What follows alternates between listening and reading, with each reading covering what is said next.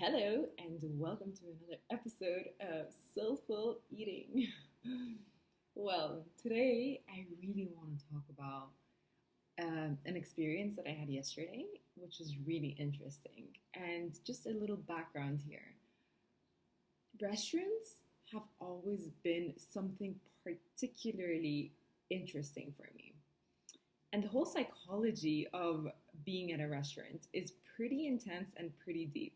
I never thought about it before, but I just realized how much goes on in a restaurant. How many expectations are there in a restaurant? We also go in a group, we pay, so the money, like the financial aspect to it, is a big energetic aspect as well. Like it's a factor. So, money, food, expectations, our social environment, the waiters, and the type of food. So there are so many different aspects to this. What I want to focus on today is about the expectations of being treated a certain way when I go to a restaurant.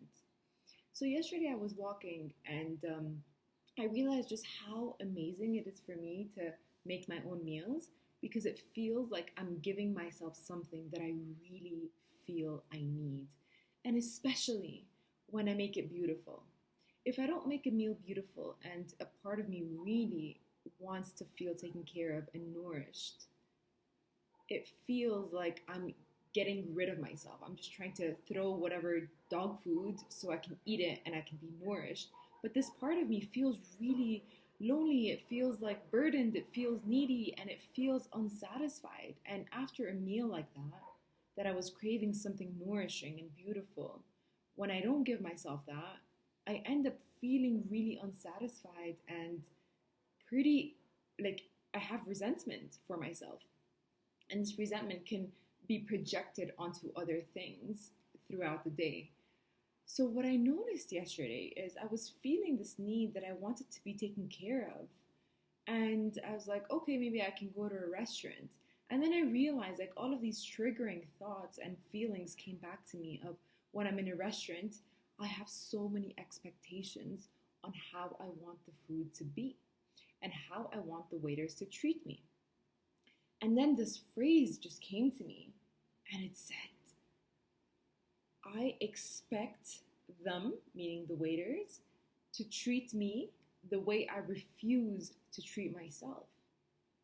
And this means like when I expanded it, it's like I'm going to a restaurant to be treated a certain way and I give them my whole expectations and the responsibility of me feeling cuddled, taken care of, being seen for what I needed at that moment. So if I'm wanting, for example, a risotto, and I get the risotto, and the risotto is just overly cooked and it's just soggy and it's not good, and I tell the waiter, and depending on how he reacts, depends on how my parts react. So if he says, oh my God, I'm so sorry, let me fix it for you, then my parts feel, oh, he cares. But if he doesn't do that and he's like, this is the way that we serve it here, I get boom, bomb goes off. And I used to think that this was just a very demanding part of me, but I realized that it's a very intimate part that really needed taking care of. But when I expect the waiter, this random person who has absolutely nothing to do with me, to treat me the way that I don't treat myself because I'm looking for nourishment outside, which is obviously perfect and okay, but it's something that I probably don't give myself consistently because I sometimes get a bit anxious in the kitchen and not knowing what I really want to eat. And when there is no need that is identified, then everything just kind of becomes like, oh, maybe. So then I feel like I don't want to go through this chaos in my kitchen, so I go to a restaurant instead. But the chaos happens in that restaurant. But my defense mechanism is just like, oh, this is a shitty restaurant. I'm never coming back here. These waiters, they don't even care about their clients. So then it becomes a pattern of projecting onto the restaurant. And instead of just evaluating, like, oh, didn't really like the food, it becomes a never again am I coming here, because it becomes so personal.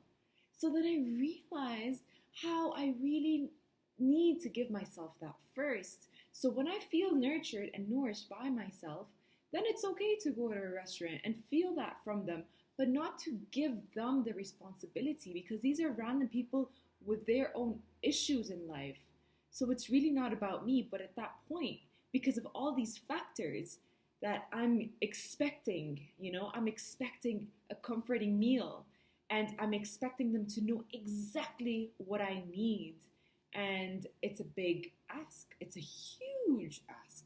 And the idea of I'm paying for this, this entitlement, it just make kind of confirms it, but it's really not that. It's really not that. Like these are little aspects that have things to do with it.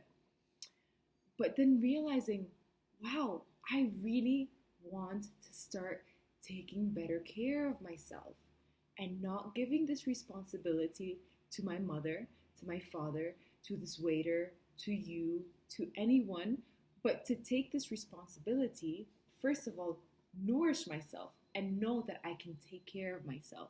And then we can try it out little by little.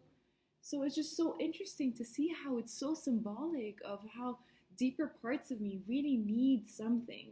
And the more I project, the more I overlook these parts, and the more defensive I get, the less they're going to feel heard and the less I'm going to be able to take care of myself.